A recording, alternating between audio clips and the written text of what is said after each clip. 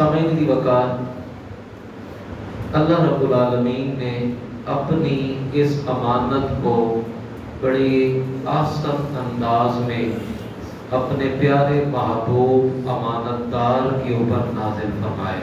सुभान अल्लाह। उस सबसे बड़े अमीन ने कायनात के सबसे बड़े अमीन पर बड़े प्यार से और मोहब्बत से नाजिल फरमाया और फिर उस अमीन ने इस अमानत को बड़े आसान तरीके से लोगों तक पहुंचाया। अक्सर होता ये है अमानत में खयानत हो जाती है और खुसूसन बातों में हेर फेर हो जाती है।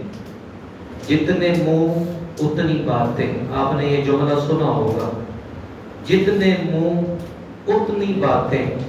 आप अंदाजा करें कुरान 1450 साल से इसी